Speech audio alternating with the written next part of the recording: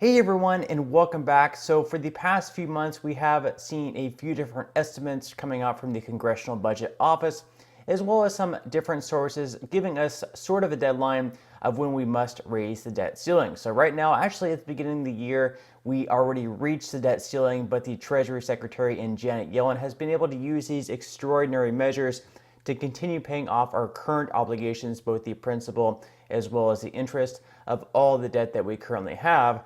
Now, later on this year, she is no longer going to be able to use these extraordinary measures, and at that point, we are going to reach default. So right now, we need our representatives in both the House and the Senate to raise the debt ceiling. That way we can continue paying these bills. Otherwise, we will default on these debts, and a lot of problematic things are going to happen. Now, one of these problematic things includes not being able to pay out Social Security benefits, at least on time. And it's also very possible that the Social Security Trust Fund could actually end up getting drained if this is used to pay off other debts. Now, let's hope that it's not. There's actually a law currently out there that forbids anything from the Social Security Trust Fund to be used towards anything else. But I guess it is actually technically possible that the trust fund could be used to pay off other debts. So we're going to be talking about that in this video and the chances of these payments actually being delayed as soon as over the next 2 months. So according to Fox News, the U.S. debt ceiling crisis could delay Social Security payments. Here's why you're still likely to get a check. So a decades-old law could protect Social Security even if the U.S. debt ceiling isn't raised in time to avoid a default, according to a recent report. The Social Security escape clause from the debt limit enacted by Congress in 1996 allows the Treasury Department to draw down Social Security trust funds to pay the benefits. It prohibits the disinvestment of the Social Security trust funds for any purpose other than the payment of benefits, according to a Concord Coalition report authored by its chief economist, Steve Robinson. In other words, the trust funds can only be used to issue Social Security benefits and not to pay the U.S. government other outstanding bills. So again, that is pretty much the big concern there.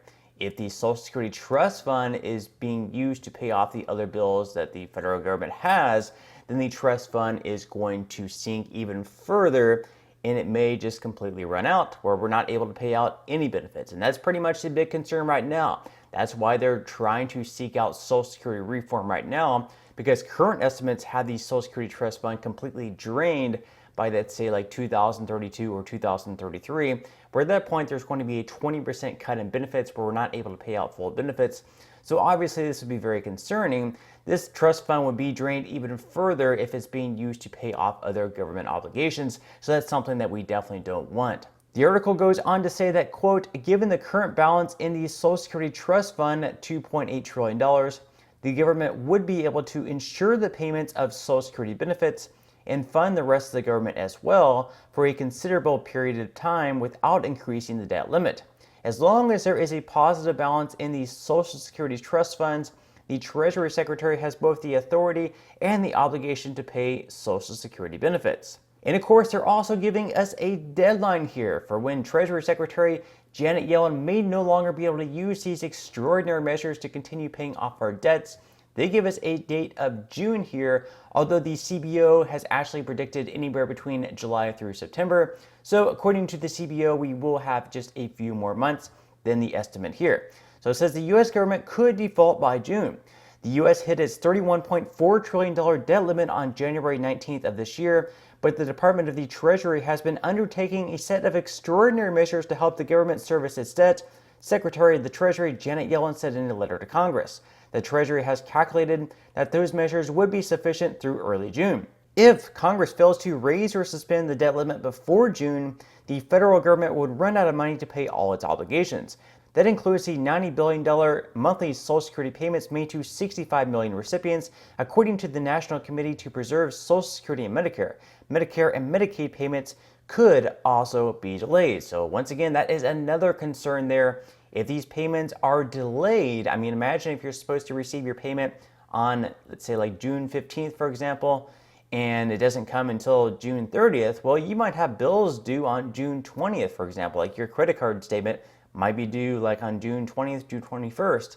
And if you don't receive your payment as usual and you're completely reliant on these benefits where you're living paycheck to paycheck like most Americans are on these Social Security benefits, even having a delay could cause a lot of Americans to have to actually pay more interest. Like if you have your credit card bill due on a certain day of the month and you're expecting your benefits to arrive, but your benefits don't arrive until after your credit card bill is due, then you're going to owe interest on whatever you're supposed to owe because you are paying late. So obviously, this would be a disaster as well. Even a delay in the benefits would hurt a lot of Americans.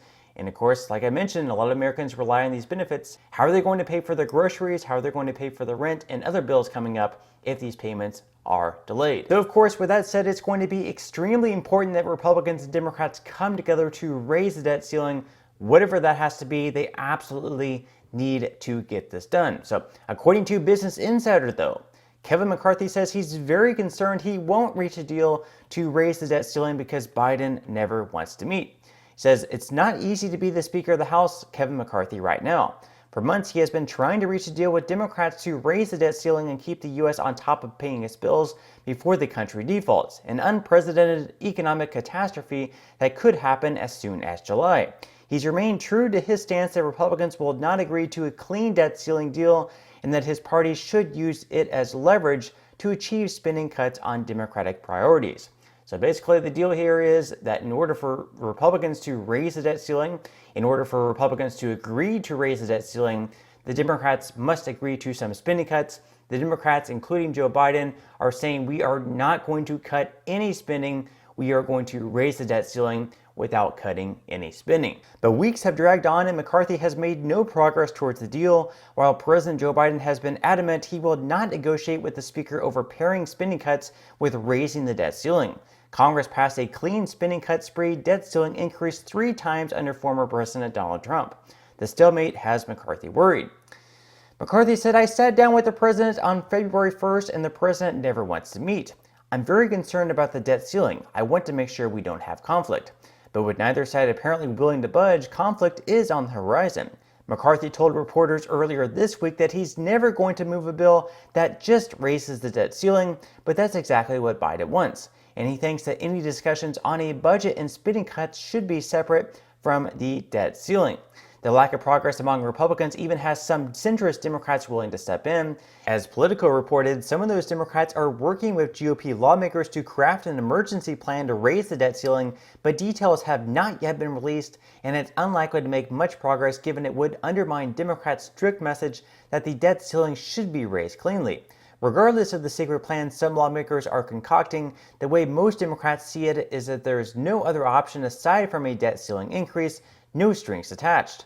Brendan Boyle, ranking Democratic member of the House Budget Committee, told CNBC on Wednesday that he understands the difficult position McCarthy is in, but it's no excuse to let the country default. So again, we have Republicans saying here that we are not going to be raising the debt ceiling unless Democrats agree to some type of spending cuts. The Democrats are saying, no way, we are going to raise the debt ceiling. By raising the debt ceiling alone, we are not going to agree to any spending cuts. We are not going to give in to your demands. But the problem is here, again, the article here says June for the deadline. We have another deadline that's anywhere between July through September. And if we cannot raise the debt ceiling within the next few months, that's going to spell a lot of troubles for our nation as a whole and kind of the outlook of how we are, like as far as being responsible as a nation, being able to pay off our debts. That's going to be a huge hit to our credit, and like I also mentioned before, it could also cause a delay in the payments for Social Security. Now, there's actually one bill that was released recently, and this bill would actually kind of keep this catastrophe from happening. This bill is called the Default Prevention Act. So recently proposed legislation is seeking to allow the Treasury to issue debt to pay principal and interest on what it owes, even as it hits the debt ceiling later this year. The so-called Default Prevention Act also prioritizes the payment of Social Security and Medicare benefits. So if they are able to pass this bill, then the Treasury Secretary could just issue more debt and continue paying on the bills, and that would sort of make this problem go away, more or less. But this does seem like a bill that's probably not going to pass. It's more like a messaging bill to sort of put it out there that they do not want a default to take place, that they want to continue negotiating So we're just going to have to wait and see what happens. Maybe they're going to kick the can down the road to the final week before default. Again, we don't really know for sure. Democrats are unwilling to give in. Republicans are unwilling to give in. So we'll just have to wait and see what happens, but I will definitely make sure to keep you guys updated. And that's all the news that we have for today's video. I certainly hope that you enjoyed. If you did, again, I would greatly appreciate if you could give this video a like. Consider subscribing to my channel if you have not already, and I will see you in the next video.